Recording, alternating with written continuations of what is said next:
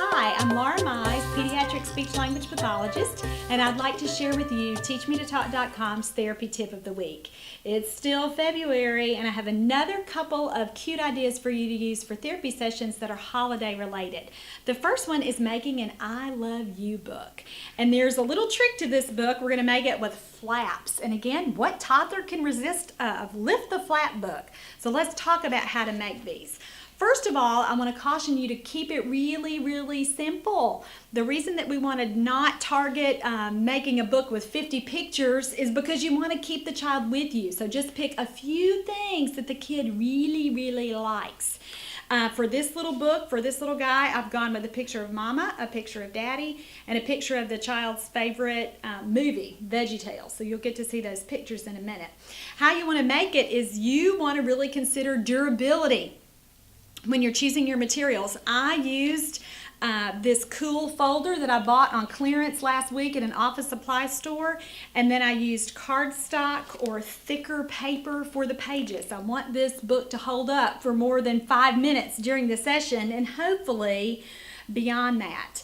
So what you're going to need to do are take your pictures, glue or tape them to your pages, and then you'll also want to get another color of paper, and again, I think a different color is really important, so it can help kids with those visual perceptual problems so that they can see where to lift the flap. And you'll simply glue or tape, like I've done, your flap down so that you're making that.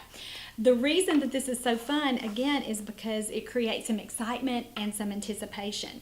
So you'll do that for all of your pages. You may even want to let a toddler help you make the book. It just depends on how interested they are in those kinds of fine motor or kind of beginner art activities, and do that. Even if you are making the entire book before you go to a session, or you and mom are getting that ready, or mom's getting that ready as part of her homework, you still may be able to involve a toddler with stickers, and to help again create more of a holiday theme, you could get some heart stickers on the front. If you want a kid to be able to use it long after Valentine's Day is over, you could use stars or other kinds of stickers. And again, I don't force every child on my caseload to do these kinds of fine motor arts and crafts activities if they don't like it. If a kid loves it, I'm more than happy to present that kind of material. But again, I'm not really going to force kids who aren't developmentally ready for that sit-down activity to do that part yet. So you've got your pages ready, you've gathered them. How do you make the kid want to sit through the book? That depends on you and your presentation. And so I think using your heightened level of affect so that a kid, again, is drawn to want to participate. So for my little guy, I'm going to say to him, "Where's Mama?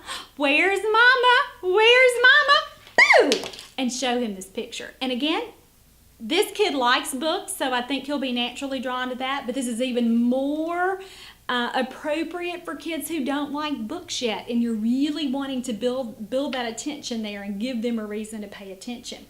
You can also use this book again for kids who are at different developmental levels. If a child is using some spontaneous language and using some words on his or her own, you could have him name the pictures. You could also use this kind of activity for a kid who's working on receptive language. It would be even better if the child could tolerate 2 or 3 pictures per page. You might want to have a picture here and a picture on the back and do some receptive things. You know, show me Mama, show me Dada. One thing that works well with that is to ask a kid to do more than pointing. So here you might say tickle Dada, or pat Daddy, or give Dad a kiss. And again, sometimes bringing in that other action is a lot more fun for toddlers than just simply having them point. For children who are at a higher expressive language level, you could work on some phrases. You could get some holistic phrases going here with I see you, or there she is, or even, you know, where's Mama, or where'd she go? You could work on holistic phrases that way. For kids who are working on carrier phrases, I see Mama, then I see Dada, and again, you're giving them a reason to practice their phrase in a functional activity. So there are lots and lots of ways that you could use this kind of book. Look at the bottom of the video for the written summary, and I've written those goals out for you, and there are probably another couple of suggestions that I forgot to tell you about. So check that out. That'll be a fun thing for you to do this week. The second activity that I want to talk to you about is making flashcards fun. Now, I am not what I call a high chair flashcard therapist. That's where you belt the toddler in the high chair and you force him to look at flashcards for your entire session. That is just not me. Every once in a while, though, you'll run across a toddler who really likes pictures and who enjoys that kind of activity. When I have a kid like that on my caseload, or if I'm trying to build attention to pictures, this might be a way that I could do that. I found this cute little Valentine's bucket at Walmart. I think it's originally intended for school-age children as a Valentine card holder at the parties, but it works great for what we want to do. And again, it makes using pictures a little bit more fun. So you could even take pictures if you don't have flashcards and don't want to use those from some of your memory games.